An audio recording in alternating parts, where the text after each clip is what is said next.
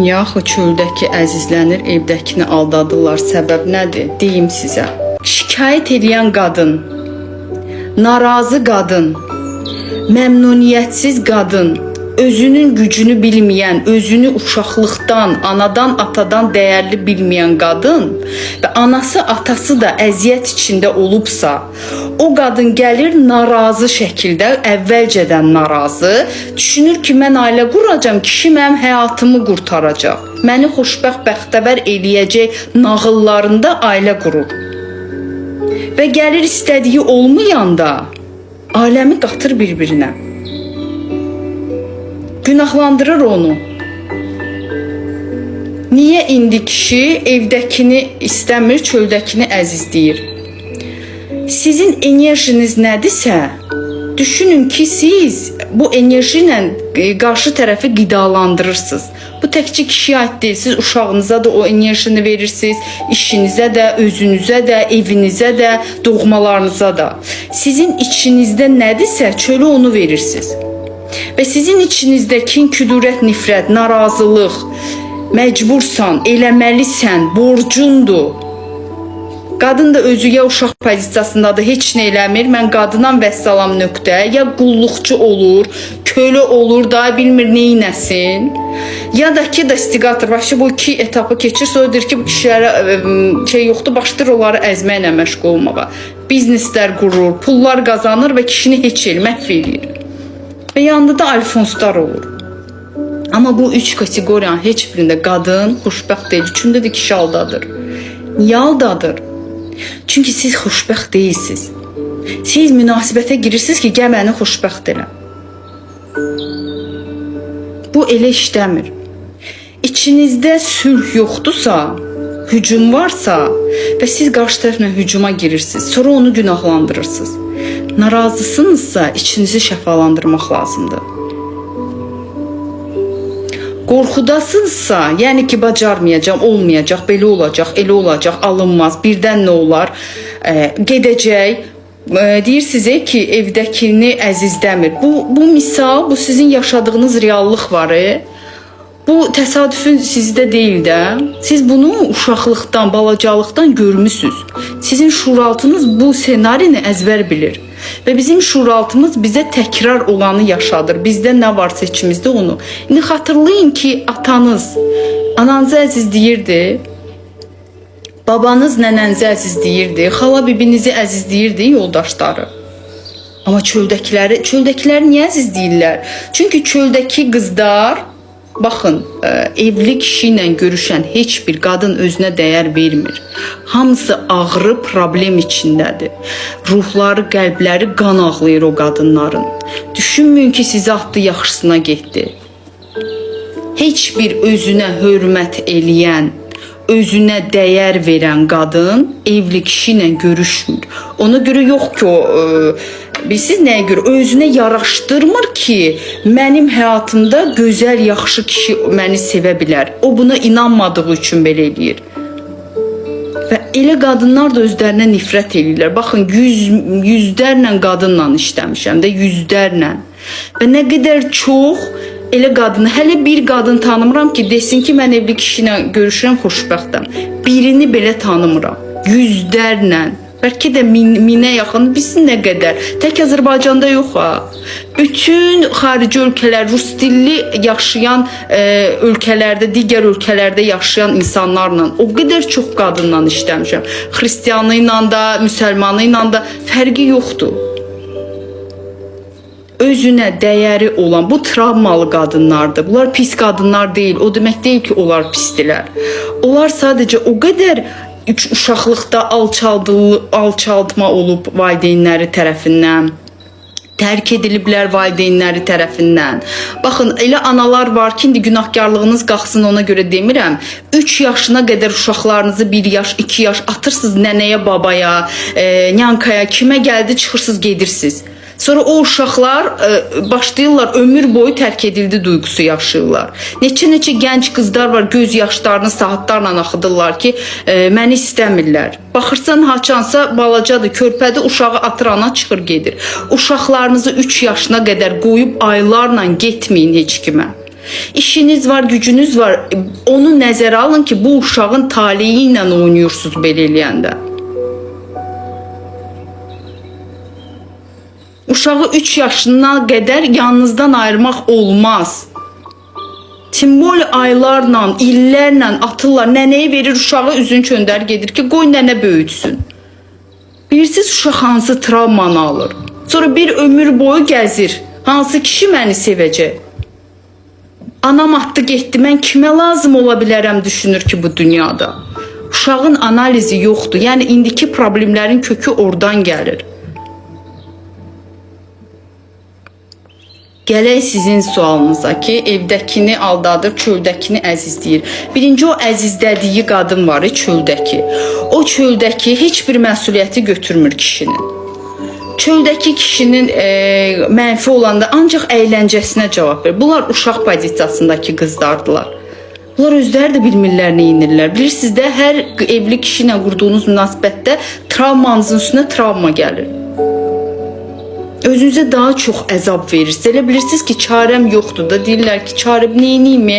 Kim deyə bu yaşdan sonra məni alan? Ya boşanmışam, 2 uşağım var. Ya nə bilim başıma nə gəlib, məni uşaqlıqda dayım, əmim kimsədən nəsə eləyib, mən artıq yaxşı qız deyiləm. Yəni özlərinə o qədər qəddarca qərarlar verirlər özləri ilə bağlı. Özlərini o qədər kiçildirlər. Sonra yaxşı heç nə özlərinə layiq bilmirlər. Ona görə gedirlər evli kişi ilə görüşürlər. Ağrıdan görüşürlər, əzabdan görüşürlər. Öz güclərini, öz dəyərlərinin üzərində işləsəniz, desəniz ki, mənim tutaq ki, pul istəyir. Sorsan niyə görüşür? Deyəcək ki, diqqət. Kimsə deyir ki, diqqətə ehtiyacım var. Axı heç kim yoxdur. Bir xoş sözə ehtiyacım var. Ya da ki, pul versin mənə. Bu nə deməkdir? Sizin içinizdə o qədər qüdrətli bir güc var. Biz Allahın nəfəsiyik. Biz yaradırıq, bizim içimiz yaradandır. Siz indiki gününüzü yaratmışsınız, onu bilirsiniz. Siz bugününüzü yaradırsınız. Gələcəyinizi də yaradırsınız. Və siz mənfilərə inananda siz mənfi həyat yaradırsınız. Amma yaradan sizsiniz. O qədər qüdrətlisiniz. Amma özünüzü kiçildib əzirsiniz özünüzü. Sonra da evli qadın da əziyyət çəkir ki, yoldaşı gəzən də xoşbəxt deyil. Orada 5 dəqiqə yoldaş da nə axtarır? Deyim sizə, baxın. Bu videoları paylaşanda başlamışam, neçə gündür də, heç bir ay deyil. Siz görsəz mənim direktimə nə qədər kişi yazır. Düşündə bir video 500-dən yorum gəlib, hamısı kişidir. Hamısı ağlayırlar kimə bu qadınların əlindən biz bilmirik. Məni saymır, məni eşitmir, məni əzir, dəyərsizləşdirir. Məndən çox gücümün çatmayacağı şeylər istəyir məndən. Bir xoş söz demir mənə. O qədər əzab çəkir ki bu kişilər. Niyə kiməsə gedir bir xoş söz eşitmək üçün? Baxın sevgililərinə. Canım, cicim, uşu, buşu, necəsən, haradasan, özləmişəm sən, daranmışam sən üçün, söküşün ürəyə getdi. Evdə gəlir, qadın başlayır. Sən nə kişisən, sən niyə beləsən, niyə məni xoşbəxt eləmirsən, niyə məni bəxtəvər eləmirsən? Bax, bu səbəb var da, kişi gəzirsə səbəb var. Demirəm, düz eləyir, o da səhv eləyir. Heç kim, bu gəzmə vaxtı heç kim düz eləmir. Amma yəni bunun davasını eləyib, dağıtmaqdansa ailələri dağıdırsınız, uşaqlarınızı, travma uşaqlarınızın gələcəyini məhv eləyirsiniz də, başa düşün. Bu elə belə iş deyil, mən küstüm, dalaşdım, yoldaşımla boşandım, üzümü çöndərdim, mən başım dinc olsun. Uşağın gələcəyini belə eləyə bilməzsiniz, sizin buna haqqınız çatmır. Madəm məsuliyyət götürmüsünüz, ana olmuşsunuz, uşaqlarınızla belə davrana bilməzsiniz. Ailələri dağıtmamaq üçün öz dəyərinizi bərpa eləməlisiniz. Öz dəyərinizi bərpa eləyən kimi insanların, yoldaşınızın, uşağınızın, ana-atanızın dəyərini görürsünüz. Və onların dəyərini görəndə huzur, sakitçilik tapırsınız. Və həyatın mənası pul deyil. Həyatın mənası əşyalar, dəmir parçası deyil. Yoxdur orada xoşbəxtlik. Ailəni dağıdaraq, dəyərləri dağıdaraq siz gedib bir pulla alına bilən bir şeyləri müqəddəsləşdirə, bütpərəstlik eləyə bilməzsiniz. kişilər indi elə gündədirlər ki, yəni mən o kişilərə baxanda onların analarının uşaqlıqda onlarla nələr törətdiklərini görürəm də. Yəni onların indiki hallarına baxmıram mən. Onlar danışır, yazırlar belə. Bilsəz nə qədər də direktim dayanmır bu videolarım. Neçə gündür də bilmirəm, heç 10 gün var yoxsa yox. Mən nə görürəm orada? Əgər bir ana ataya nifrət eləyirsə, atanı daim alçaldırsa, ataya deyirsə, sən mənim istədiyimi mənə verə bilmədin, özünü bədbəxt göstərirsə, oğlan uşağı baxır, nə görür? Bütün kişilər pisdilər. Özü də kişidir axı. Deyir, mən də pisəm. Öz güvəni, özünə dəyəri, özünə hörməti məhv oldu. Və sonra o gedib heç vaxt dəyərli qadına rast gələ bilməz. Çünki biz bir-birimizə inanclarımızla, düşüncələrimizlə, vibrasiyamızla, nə adını qoyursunuz da, yəni biz qazan qapaq söhbətidir. Hər kəs qazan qapağını tapır və gedir özünə uyğun travmada olan insanla görüşür. Əgər ana ataya xoş söz deməyibsə, onun varlığına sevinməyibsə, əl-ələ verib böyüməyiblərsə, ikisi də bir-birini ancaq tələb eləyibsə, uşaq nə örnəyi götürdü? Uşağın örnəyi olmadı. O da gedir anası kimi, atası kimi insanı, onların öyrətdikləri, gördüyü səhnələrdə olan insanı həyatına çəkir. O qadın da ona eyni şey eləyir.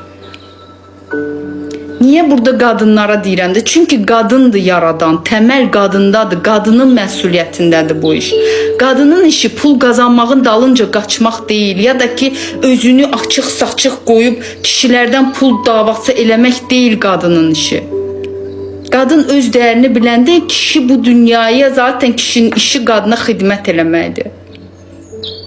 Xidmət eləmək üçün kişi istəyirsinizsə ki, sizə bayaq yazdınızsa ki, neyniyim ki, çöldəkinə şirin söz yox, mənə şirin söz desin.